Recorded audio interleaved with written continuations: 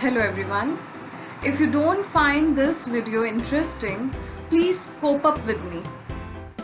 Okay, I need to rectify it. Cope with me.